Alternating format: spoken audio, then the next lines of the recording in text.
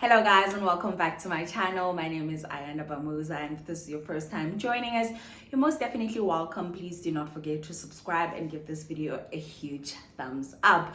So for today's recipe on all things culinary, I'll be making a highly requested beef stew recipe. Now this episode is going to be divided into 4 parts, and that is mainly because I would also like to share the recipe of the other sides that I will be creating. That is creamed spinach, some creamy samp, and some cinnamon habits squash. So like always, let us go through the list of ingredients. So all the ingredients you are going to need are here, and I'm just going to go through the list of ingredients with you guys. All the measurements will be in the description box. Over here I have some beef,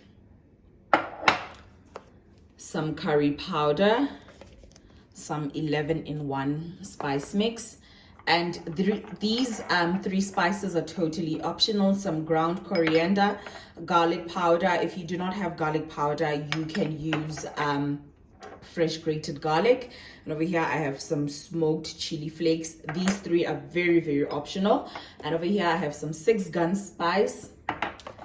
Over here I have some barbecue spice, some ground paprika, some tomato paste, and some oyster sauce. And on this side I have about 2 tablespoons of flour. This is going to be used as a thickening agent because I'm not a huge fan of soups. They do tend to destroy the taste of your food. And over here I have 3 small carrots. You can use 2 if you have large ones. Some red and green pepper. The red one is totally optional.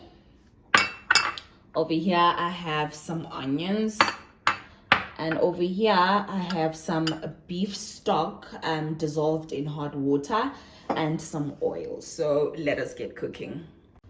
So the first thing we're going to do is just coat our pan with some olive oil. And then in goes our onions, together with the mixture of green and red peppers.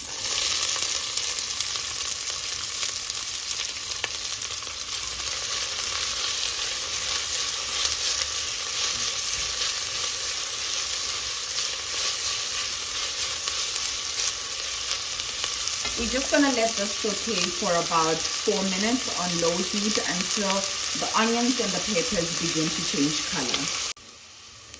Once your onion and pepper mixture begin to change color, we are going to go ahead with 1 heaped teaspoon of some curry powder. And then just mix that all in.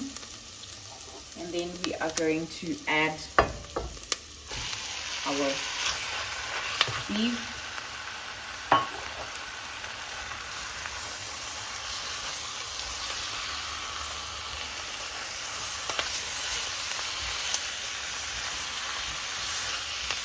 so what I'm going to do now is close it for about a minute for the curry powder to marry into the beef, and we are going to go ahead and add the rest of our ingredients. It has been a minute now, and you can see that the color of the beef is starting to slightly change. And I'm going to go in with a teaspoon of the 11-in-1 spice mix. Then I'm going to go in with our barbecue spice. A tiny bit of some 6-gun. It can be overpowering. Mix it all in.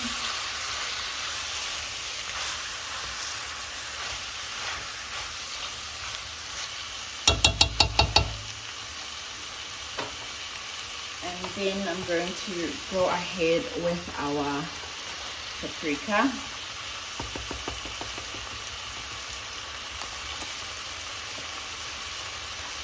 And then a slight pinch of the coriander. I did say this is totally optional. You don't need to use it if you do not have it.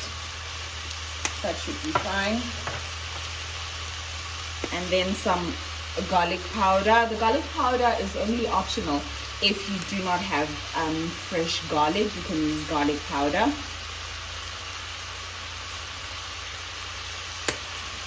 That goes in there.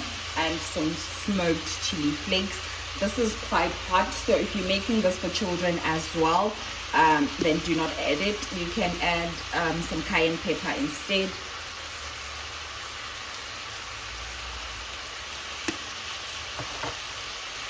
And then we are just going to mix it all in.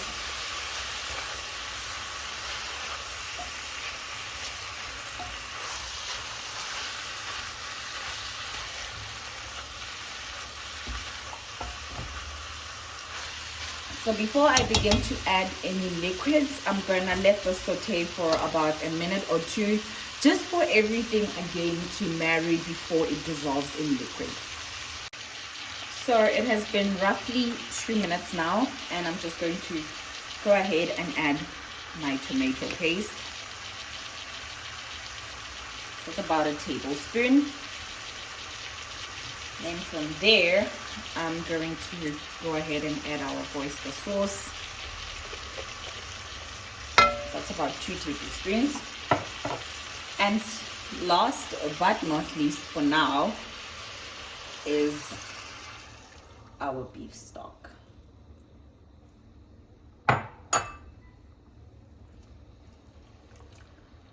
So just mix everything together beautifully.